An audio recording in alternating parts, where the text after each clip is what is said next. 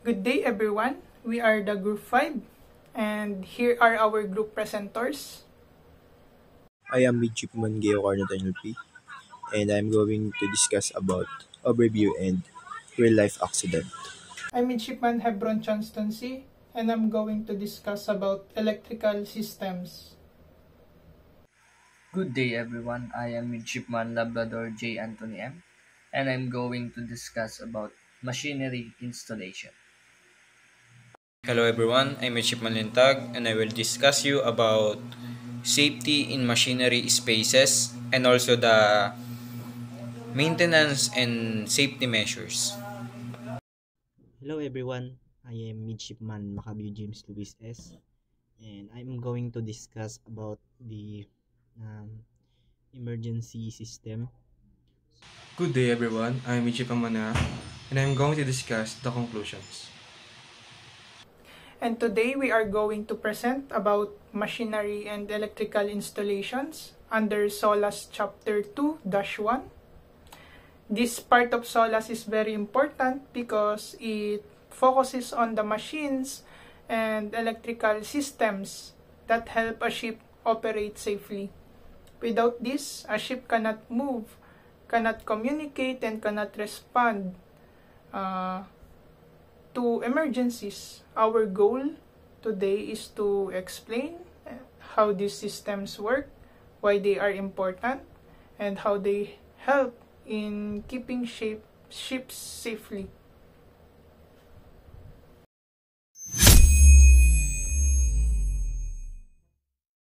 Overview. Machinery of the electrical systems are the lifeline or the heart of a ship, just like your body needs the heart to jump blood ship, your engine to electricity, a function of system, provide power of moving ship, pumping water, controlling.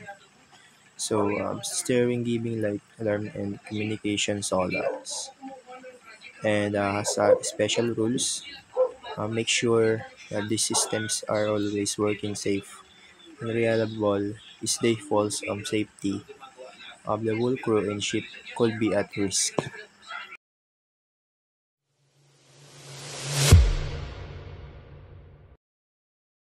Ships are built with different types of machines. The most important is the main engine, which makes the ship move. There are also auxiliary engines and pumps that help with water, fuel, and bilge operations.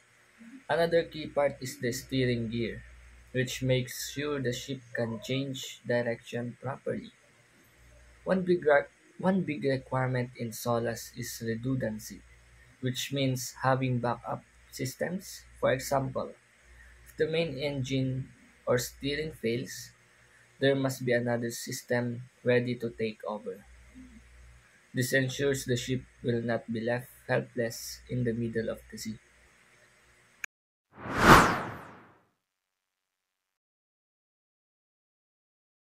Safety machinery spaces. This engine room or machinery spaces is one of the most dangerous places in board. Dangerous places on board. This is because it has high heat, fuel, and electricity is one area. Fires and even explosions can happen if there are no safety system. So that's why SOLAS requires good ventilations, monitoring system to check for problems, and proper firefighting equipment like sprinklers and extinguisher. These measures make sure that if something goes wrong, because the crew can quickly respond and prevent the accidents from becoming worse.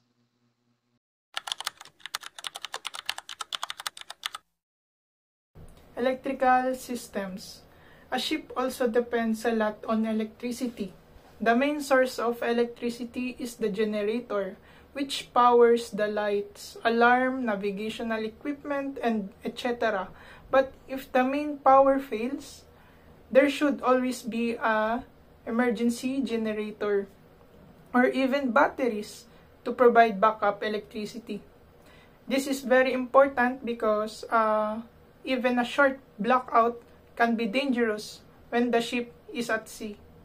Distribution system also make sure the electricity is shared properly throughout the ship so that all areas, including safety equipment, are powered.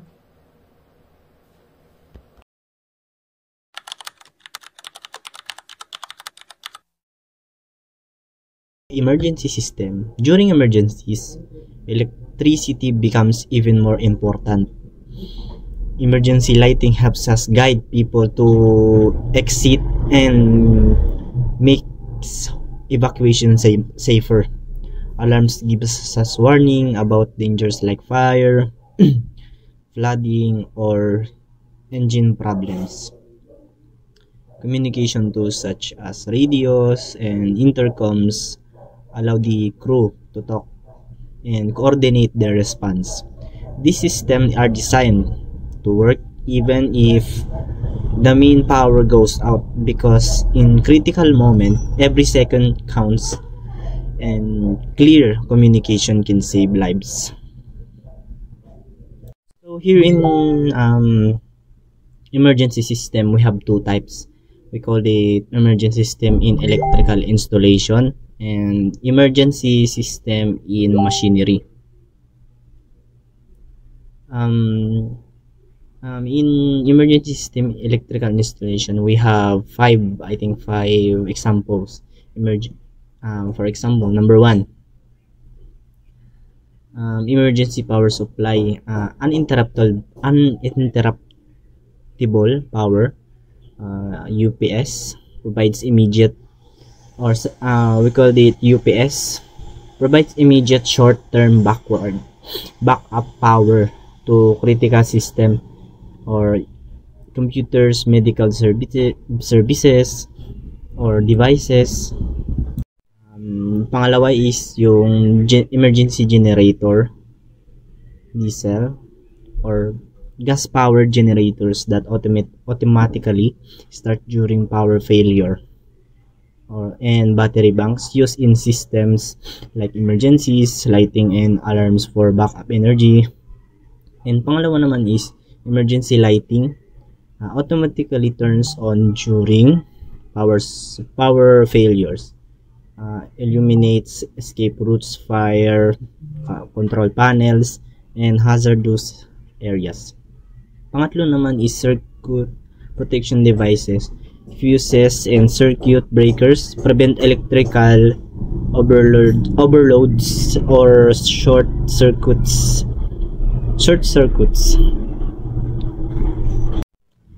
Residual current devices or RCDs, ground fault circuits interrupter GFCIs, protect against electric shock by detecting leakage currents.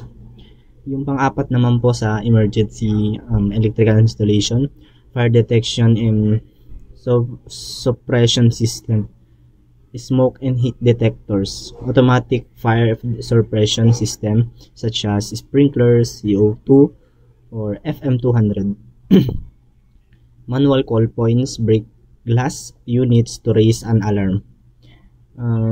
Emergency or yung last number 5, emergency shut off switches, e-stop, allow immediate disconnection of power to prevent accidents or stop fire, located at accessible points throughout the installation.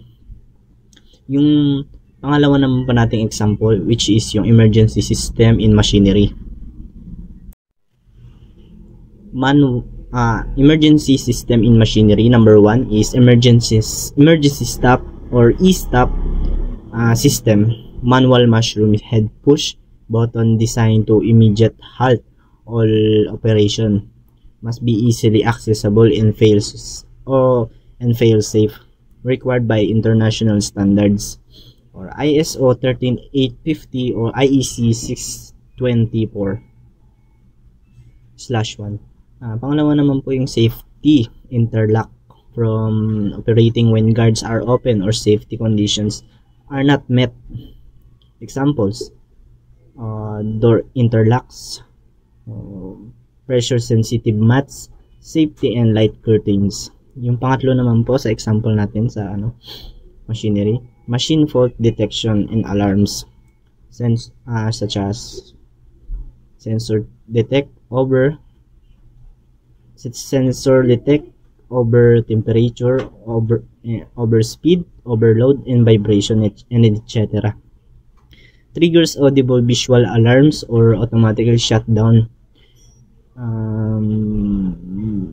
Yung pang-apat naman po is for backup system, redundant systems in critical machinery such as dual hydraulic lines, redundant control system to maintain function in case of failure.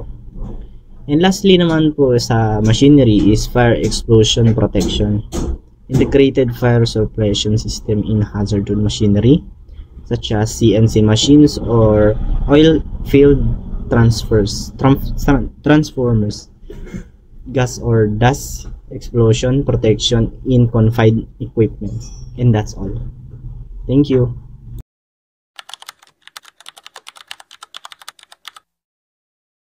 Real-life accident.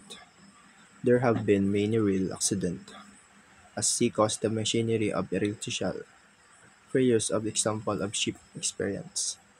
Blackout the cold move the making them to grounding of collision fires in machinery. Space to also common and can spread quickly if not controlled. One the main cause of this accident is poor maintenance of lack of proper safety check. These real-life accidents remind why following solas and maintaining equipment is very important.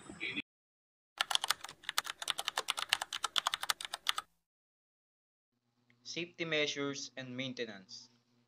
To prevent accidents, ships must follow safety measures and proper maintenance because regular inspection are required to check if the machines and electrical systems are in good condition. Preventive maintenance means fixing or servicing equipment before breakdown. Crew training is also important because that everyone knows what to do in case of failure or emergency. By taking of the machines and preparing the crew, accidents can be prevented and the ship can operate smoothly and safely.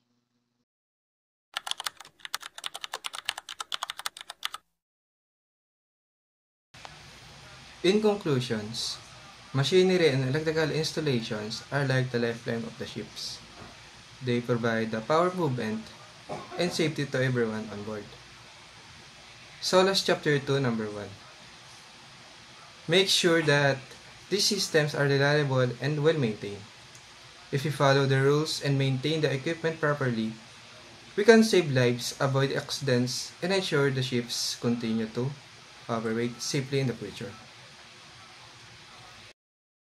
That's the end of our presentation. Thank you for listening and God bless you all.